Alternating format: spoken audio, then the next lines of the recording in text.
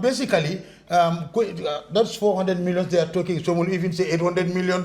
I heard a lot of things. But what I can tell you is, all the monies that are given to us, those funding partners, they have nothing to hide. Okay. And I don't think now we can corrupt them for them to keep quiet. If we say the wrong way, they will go to their page and explain. Okay? And then I can tell you here that all those monies are spent this way. In fact, I did not name all, but what I remember offhand, a lot of things have happened. You can even see, even those funds, we were able to build new cash offices. So if you go some of our cash offices before, come on, you don't think this is a customer-friendly area. Today, if you go to Kamni and Jimpek and see our state-of-the-art new office, you are happy. You go to Farafen, you go to Basse and see what we are constructing in Basse. You go there as a citizen, you are proud. You know, before, you know, a primary substation like that, the one Jabang, the way Jabang is, in 20 years ago, when we go to Senegal, when I'm passing through, going through around the Sokosim, when I look at this primary substation, I say, I know when will Gambia get this. But thanks to the new dispensation today, we've got something like that. And this is here for good. Okay. What we have in Jabang, that's what everybody have. Okay. It's the latest. Okay. At least tell us thank you. I think before you, I have a question for you. Okay. Okay. Go on. Okay. So, given that the government was highlighted to be owing NAWEC about 248 million in areas, and the government is saying that they are giving NAWEC subsidies to subsidize NAWEC. What is your comment on that? What is your take on that? And how is that money recovered? Yes. One thing I know, I'm not very much affair with that one. Okay. But one thing is clear, that I know the government is making some payments to NAWEC. I know that. Okay. How much?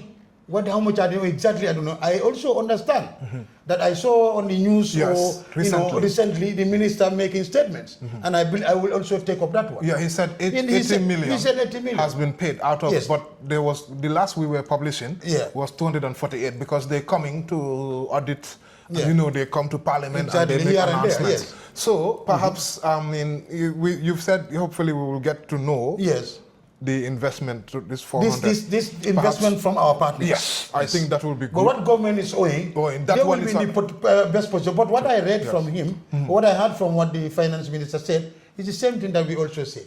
I wouldn't say one, unless if you want to ask me, it can be a follow-up question, I can go back to my MD. But what I'm saying, the finance people, but that one, I don't have it now. No, okay. But yes, and in fact, you see, government owing, yes, but I just want to also, just one quick one.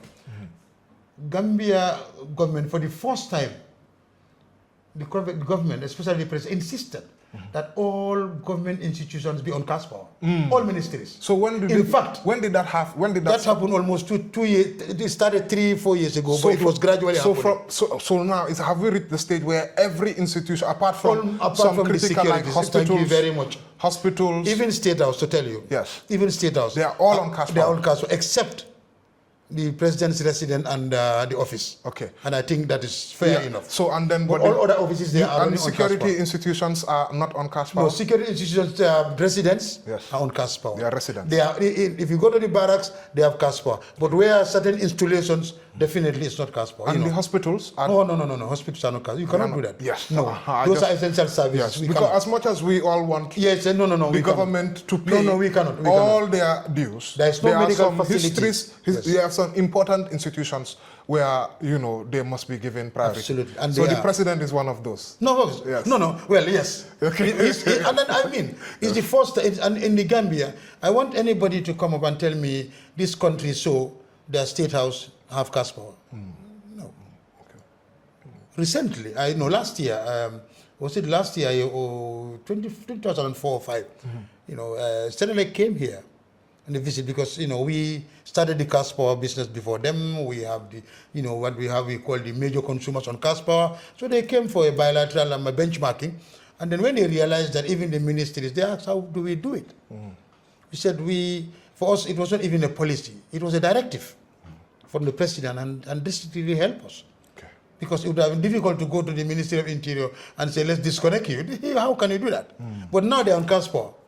So I think that's also a plus. That's a plus. So yes, that will reduce, going forward, no more areas. And no more areas, or reduce at one point. From those it's only the water sector that is we'll still have areas because, you know, it's still the other way around.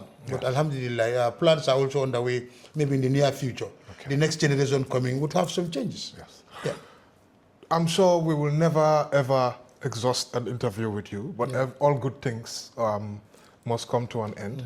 And thank you for the interview. My last question would be just to shed light, because the MD is currently out of town. He has gone to this WADRIP engagement where all these other MDs for power, electricity in the sub-regions that are on WADRIP will be meeting. Are we expecting good news when he returns? That, I've solved the 15th June problem. No more protest, Gambians. You'll be fine. Thank you. And thank you very much, Flex. And also, of course, by me reason that you have a chance to talk about it and, go on. Sorry.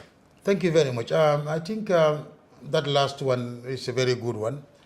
Yes, number one, we're expecting MD to come home like, in the local law in Mandinga, Baba Nada, but I'm going to Baba Nada with something, huh? With something. You understand? Exactly, yeah. So we expect, there are high expectations. If you ask me the percentage, maybe 90% that is coming home with good news. Because as I said, just yesterday, this pressure from WAP give big indications and positive indications. Yes, we will soon return to normalcy. Because if we work together collectively as a region, definitely very soon, it will take time. Because what I'm saying is this is affecting all of us. It's affecting the Gambia, Senegal, Ghana, it's affecting. So that is why today, those things are happening. But yes, to your question, yes, we expect MD to come home with a smile.